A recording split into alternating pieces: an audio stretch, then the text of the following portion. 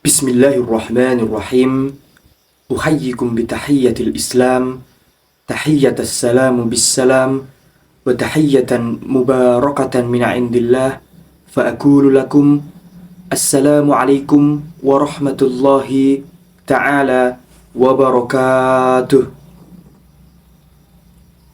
Alhamdulillahi rabbil alamin, wa bihi nasta'in ala umurid dunya waddin. Wassalatu wassalamu ala asrafil anbiya'i wal mursalin wa ala alihi wa sahbihi ajma'in. Allahumma salli ala sayyidina Muhammad wa ala ali sayyidina Muhammad. Rabbi israh li sadri wa yassir li amri wahlul 'uqdatam min lisani yafqahu qawli. Yang pertama, marilah kita panjatkan puja dan puji syukur kita kehadirat Allah Subhanahu wa Ta'ala, sehingga hingga saat ini kita masih diberikan nikmat iman, nikmat Islam. Kita masih bisa bertemu lagi dalam kajian yang insya Allah barokah ini. Salawat serta salam marilah kita haturkan kepada baginda kita Nabi Muhammad sallallahu alaihi wasallam, yang mana beliaulah yang telah mengajarkan, yang telah membawakan dari zaman jahiliyah menuju zaman Islamiyah hingga saat ini. Sahabat beriman yang dirahmati Allah Subhanahu wa Ta'ala, pada kesempatan kali ini insya Allah saya akan membahas sebuah aspek yang sangat penting dalam ibadah sholat subuh, yaitu pemilihan surat yang kita baca pada saat tahiyat awal. Marilah kita bersama-sama mendalami pandangan Islam tentang keutamaan membaca surah panjang pada melaksanakan ibadah sholat subuh. Sahabat beriman yang dirahmati Allah Subhanahu wa Ta'ala, di dalam pandangan Islam tentang keutamaan membaca surah panjang saat menunaikan ibadah sholat subuh. Di dalam ajaran Islam, sholat subuh memiliki keistimewaan tersendiri. Rasulullah Shallallahu Alaihi Wasallam bersabda, sholat subuh itu lebih utama daripada dunia dan seisinya. Hadis riwayat Muslim. Oleh karena itu, disarankan untuk membaca surah-surat yang panjang pada sholat subuh. Kenapa? Agar dapat meresapi makna ayat-ayat dari Allah dengan lebih mendalam. Ibu-ibu, bapak-bapak yang dirahmati Allah Subhanahu wa Ta'ala, membaca surah-surah panjang pada sholat subuh dapat memberikan ketenangan, dapat memberikan ketentraman bagi jiwa. Surah-surah yang lebih panjang memberikan ruang untuk kita merenungi, untuk kita meresapi dan menghayati ayat-ayat Allah. Sehingga sholat bukan sekedar rutinitas ibadah, tetapi juga sebagai sarana mendekatkan diri kepada Allah Subhanahu wa Ta'ala.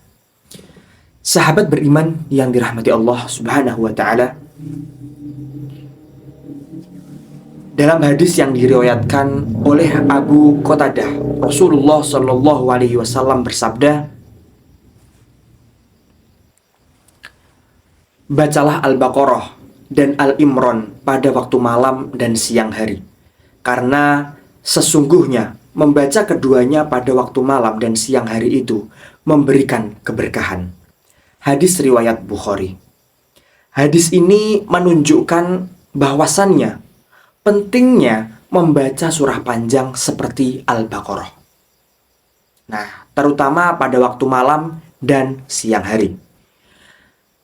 Namun, pada waktu subuh pun, membaca surah yang panjang dapat menjadi pilihan yang bijak untuk mendapatkan keberkahan. Sahabat beriman yang dirahmati Allah Subhanahu wa Ta'ala, inilah jawaban tentang jangan membaca surat pendek saat menunaikan ibadah sholat subuh. Meskipun ada keutamaan membaca surat panjang pada sholat subuh, hal ini tidak mengecualikan membaca surat pendek. Setiap surah yang dibaca dalam sholat memiliki keutamaan, memiliki hikmah tersendiri. Rasulullah Shallallahu Alaihi Wasallam juga pernah membaca surat pendek pada beberapa kesempatan, seperti surah Al-Kafirun dan surat Al-Ikhlas. Jangan membaca surat pendek pada sholat subuh bukanlah larangan. Bukanlah larangan yang mutlak.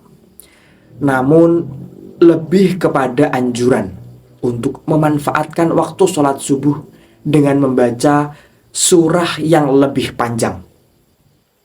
Mengingat keutamaan waktu tersebut, namun jika kondisi atau keadaan tertentu membuat kita memilih membaca surat pendek, itu tetap sah dan diterima oleh Allah Subhanahu wa Ta'ala. Masya Allah. Sahabat beriman, ibu-ibu, bapak-bapak semuanya yang dirahmati Allah Subhanahu wa Ta'ala, alangkah baiknya apabila bapak-bapak, ibu-ibu menunaikan ibadah sholat subuh, tidak ada salahnya untuk membaca surat panjang. Akan tetapi, jika kondisi tidak memungkinkan, juga tidak apa-apa membaca surat pendek. Insya Allah seperti itu. Dengan demikian, hendaklah kita memahami bahwasannya sholat subuh memiliki keutamaan yang luar biasa, dan membaca surat panjang pada waktu tersebut dapat menjadi sarana mendekatkan diri kepada Allah Subhanahu wa Ta'ala. Namun, pilihan membaca surat pendek tidak sepenuhnya dikecam, asalkan niat dan khusyuk dalam beribadah tetap dijaga. Semoga Allah Subhanahu wa Ta'ala senantiasa memberikan hidayahnya kepada kita semua, sehingga kita dapat menjalankan ibadah sholat subuh dengan sepenuh hati dan mendapatkan keberkahan dalam setiap langkah ibadah kita. Wallahu a'lamu bis-shawab. Ihdinas siratal mustaqim. Wabillahi taufiq wal hidayah wa ridha wal inayah. Wassalamualaikum warahmatullahi ta'ala wabarakatuh.